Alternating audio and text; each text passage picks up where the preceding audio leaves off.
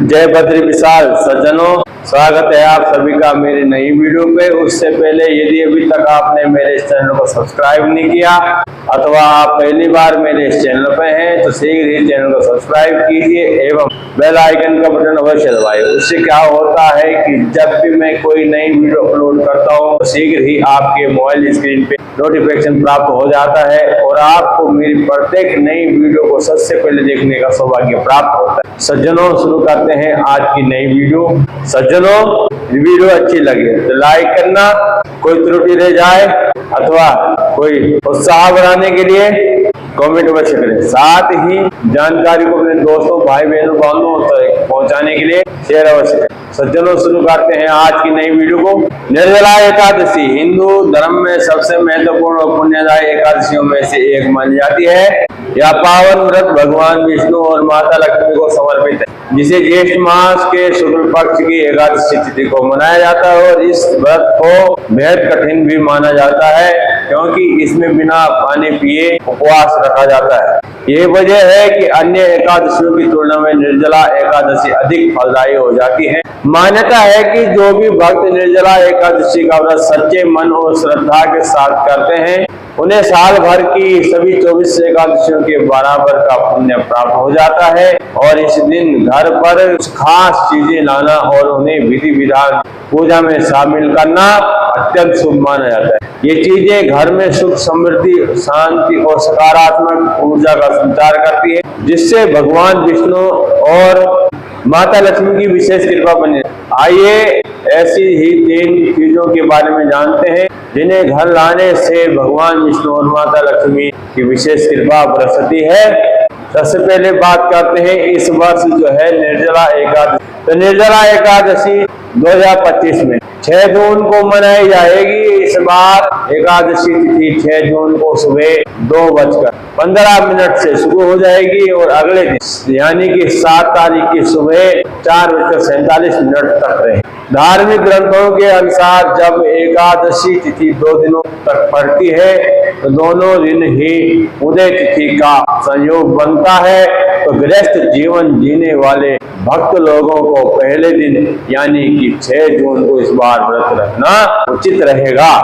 कामधेनु गाय। सनातन धर्म में गाय को माता और कामधेनु का दर्जा दिया गया है, जो सभी मनोकामनाएं पूर्ण करने वाली मानी जाती है। निर्जला एकादशी के दिन घर में कामधेनु गाय की मूर्ति या चित्र लगाना अत्यंत शुभ माना जाता है। मान्यता है कि इससे घर में सुख समृद्धि आती है और आर्थिक संकट दूर होते हैं। इस दिन गाय को हरा चारा दान करना भी बहुत ही पुण्यदायी माना जाता है। दूसरी चीज है तुलसी का पौधा। तुलसी को हिंदू धर्म में पवित्र पौधा माना गया है और इसे माता लक्ष्मी का स्वरूप माना जाता है। निर्जला एकादशी के दिन तुलसी का पौधा घर लाएं और इसे घर के पूर्व या उत्तर दिशा अथवा ईशान दिशा में लगाए।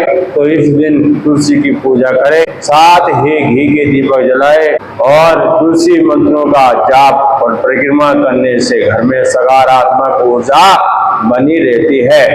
तीसरी चीज है सज्जनों मोर पंख। मोर पंख को सनातन धर्म में शुभ और श्री कृष्ण का प्रतीक माना जाता है। निर्जला एकादशी के दिन मोर पंख घर में लाकर इसे मंदिर में रखें। या वास्तु दोष को भी दूर करता है और घर में सौहार्द बनाए। अगर घर में लंबे समय से कलेश चल रहा हो या नकारात्मक कोई ऊर्जा है तो मोर पंख लाना विशेष लाभकारी होता है। इसे भगवान विष्णु को अर्पित करने से बाद में पूजा स्थान पर रखें। इससे भगवान की कृपा हमेशा आप लोगों के ऊपर बनी रहे।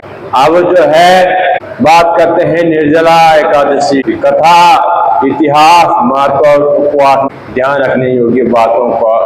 तो सज्जनों, निर्जला एकादशी का व्रत ज्येष्ठ मास की शुक्ल पक्ष की एकादशी तिथि को माना जाता है और हिंदू धर्म में एकादशी व्रत का मात्र धार्मिक महत्व ही नहीं अपितु ये व्रत मानसिक और शारीरिक स्वास्थ्य के लिए भी बहुत ही महत्वपूर्ण माना जाता है। एकादशी का व्रत भगवान विष्णु की आराधना को समर्पित है और इस एकादशी का व्रत करके श्रद्धा और सामर्थ्य के अनुसार दान करना चाहिए। और इस दिन विधि पूर्वक जल कलश का दान करने वालों को पूरे साल भर की एकादशियों का फल प्राप्त होता है। इस प्रकार जो इस पवित्र एकादशी का व्रत करता है वह सभी पापों से मुक्त होकर भगवान के परम धाम को प्राप्त। तो सबसे पहले जानते हैं इस एकादशी का इतिहास। तो एक बार बहुभावती भीमसेन ने व्यास जी के मुख से प्रत्येक एकादशी को निराहार रहने का नियम सुनकर विनम्र भाव से निवेदन किया, महाराज मुझसे कोई व्रत नहीं किया जाता है, दिन भर बड़ी तीव्र भूख बनी रहती है, अतः कोई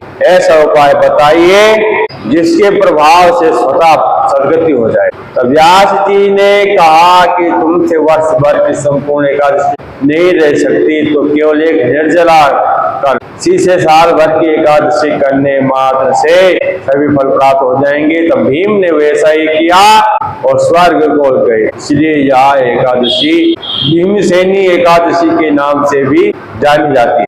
अब इस व्रत यानी कि निर्जला एकादशी के महत्व का बखान करते हैं। निर्जला यानी यह व्रत बिना जल ग्रहण किए और उपवास रखकर किया जाता है, इसलिए यह व्रत कठिन तप और साधना के साथ महत्व रखता है। हिंदू धर्म के अनुसार वृष और मिथुन संक्रांति के बीच शुक्ल पक्ष की एकादशी निर्जला एकादशी कहलाती है और इस व्रत को भीमसेनी एकादशी या पांडव एकादशी के नाम से भी जाना जाता है। पौराणिक मान्यता है कि 5 पांडवों में एक नाम के व्रत का पालन किया था और वैकुंठ को, इसलिए इस एकादशी का नाम भीमसेनी एकादशी भी हुआ। सज्जनों, सिर्फ निर्जला एकादशी का व्रत कर लेने से अधिक मास की 2 एकादशी सहित साल की 25 एकादशियों का व्रत फल प्राप्त। जहाँ साल भर की अन्य एकादशी व्रत में आहार संयम का महत्व है, वही निर्जला एकादशी के दिन आहार के साथ ही जल का संयम मिले।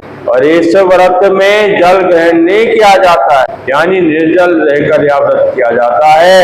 यह व्रत मन को संयम सिखाता है और शरीर को नई ऊर्जा प्रदान करता है। यह व्रत पुरुष और महिलाओं दोनों के द्वारा किया जा सकता है। व्रत का विधान जो है इस प्रकार से है, दिन भर इन बातों का ध्यान। उनमें से पहली बात है कि पवित्रीकरण के साथ जल आचमन के अलावा अगले दिन सूर्योदय पानी नहीं पीना। दूसरी बात, दिन भर कम बोले और हो सके तो मौन रहने की अधिकतर। तीसरी बात, दिन भर ना सोए। चौथी बात, ब्रह्मचर्य का पालन 24 घंटे करते रहे। और 5वीं बात, झूठ ना बोले, गुस्सा और विवाद भी न। अब मैं इस कथा को सविस्तार आपसे कहूंगा। जब वेद व्यास ने पांडवों को चारों पुरुषार्थ धर्म अर्थ काम मोक्ष देने वाले एकादशी व्रतियों का संकल्प कराया था, तब युधिष्ठिर ने कहा, जनार्दन, ज्येष्ठ मास के शुक्ल पक्ष में जो एकादशी पड़ती है कृपया उसका भी वर्णन। तो भगवान श्री कृष्ण ने कहा है, राजन, इसका वर्णन परम धर्मात्मा व्यास जी करेंगे, क्योंकि ये संपूर्ण शास्त्रों के तत्वज्ञ है और वेद वेदांगों में पारंगत। तब वेद व्यास जी कहने लगे, कृष्ण और शुक्ल पक्ष की एकादशी में अन्न खाना वर्जित है। द्वादशी को स्नान करके पवित्र होकर फूलों से भगवान केशव की पूजा करें और फिर पहले ब्राह्मणों को भोजन कराएं, अंत का स्वयं भोजन करे। यह सुनकर भीमसेन बोले, परम बुद्धिमान पितामहा, मेरी उत्तम बात। राजा युधिष्ठिर, माता कुंती, द्रौपदी, अर्जुन, नकुल और सहदेव ये एकादशी को कभी भोजन नहीं करते हैं तथा मुझसे भी हमेशा यही कहते हैं कि भीमसेन, एकादशी को तुम भी ना खाया करो। परंतु मैं उन लोगों से यही बात कहता हूँ कि मुझसे भूख नहीं सही जाती। तो भीमसेन की बात सुनकर व्यास जी ने कहा, यदि तुम नरक को दूषित समझते हो और तुम्हें स्वर्ग लोक की प्राप्ति अभीष्ट है और दोनों पक्षों की एकादशियों के दिन भोजन नहीं करना। भीमसेन बोले, महान बुद्धिमान पितामहा, मैं आपके सामने सच सच कहता हूँ कि मुझसे एक बार भोजन करके भी व्रत नहीं किया जाता, तो फिर उपवास करके मैं कैसे रह सकता। मेरे उदर में वृक्क नामक अग्नि सदा प्रज्वलित रहती है और इसलिए महामुनि में पूरे वर्ष भर में केवल एक ही उपवास कर सकता हूँ, जिससे स्वर्ग की प्राप्ति सुलभ हो तथा जिसके करने मात्र से मैं कल्याण का भागीदार बन सकूं, ऐसा कोई एक व्रत निश्चय करके बताइए, मैं इसका यथोचित रूप से पालन करूं। व्यास जी ने कहा, भीम, ज्येष्ठ मास में सूर्य वृष राशि पर हो या मिथुन राशि शुक्ल पक्ष में जो एकादशी हो, उसका यत्न पूर्वक निर्जल व्रत करे और केवल कुल्ला या आचमन करने के लिए मुख में जल डाल सकते हैं। इसको छोड़कर किसी प्रकार का जल विद्वान मुख में न डाले, अन्यथा व्रत भंग हो जाए। एकादशी को सूर्योदय से लेकर दूसरे दिन के सूर्योदय तक मनुष्य जल का त्याग कर दे, यह व्रत पूर्ण होता है। इसके बाद द्वादशी को प्रभात काल में स्नान करके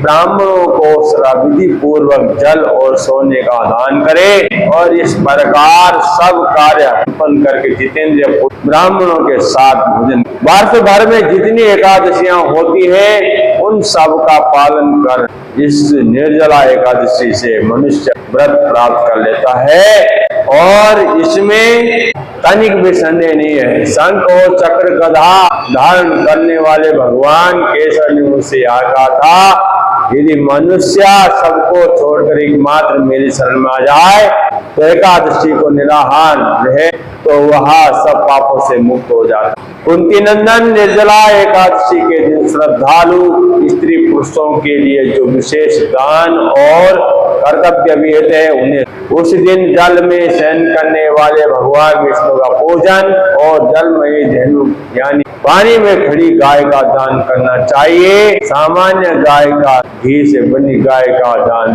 इस दिन दक्षिणा और कई तरह की मिठाइयों से ब्राह्मणों को संतुष्ट करना चाहिए और उनके संतुष्ट होने पर श्री हरि मोक्ष प्रदान कर। जिन्होंने श्री हरि की पूजा और रात्रि में जागरण करते हुए इस निर्जला एकादशी का व्रत किया, उन्होंने अपने ही साथ बीती हुई 100 पीढ़ियों को और आने वाली 100 पीढ़ियों को भगवान वासुदेव के परम धाम में पहुंचा दिया।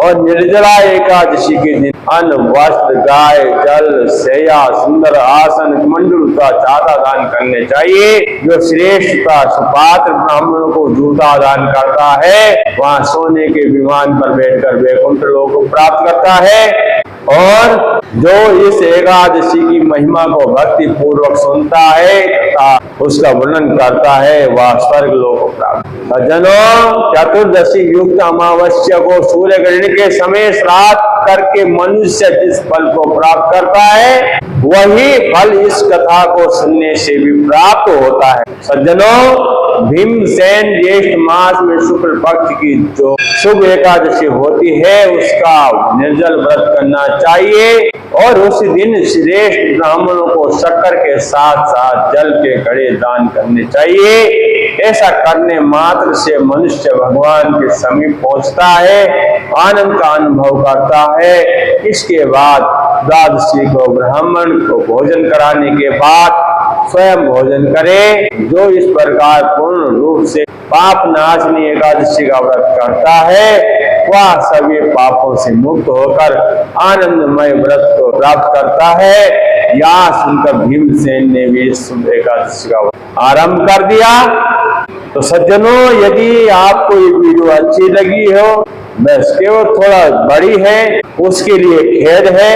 यदि आपको ये वीडियो अच्छी लगी हो तो लाइक करें, कोई त्रुटि रह जाए, कोई सुझाव देना हो या उत्साह बढ़ाना हो तो उसके लिए जो है कमेंट अवश्य करें। साथ ही निर्जला के पावन व्रत कथा और विधि विधान महत्व को अपने सज्जनों भाई बहनों तक पहुंचाने के लिए शेयर अवश्य। और यदि अभी तक आपने मेरे इस चैनल को सब्सक्राइब नहीं किया है तो शीघ्र ही सब्सक्राइब कीजिए और बेल आइकन का बटन अवश्य। इससे क्या होता है कि जब भी मैं अपनी कोई नई वीडियो अपलोड करता हूं तो शीघ्र ही आपके मोबाइल स्क्रीन पे नोटिफिकेशन प्राप्त हो जाता है और आपको सबसे पहले मेरी प्रत्येक नई वीडियो को सबसे पहले देखने का सौभाग्य।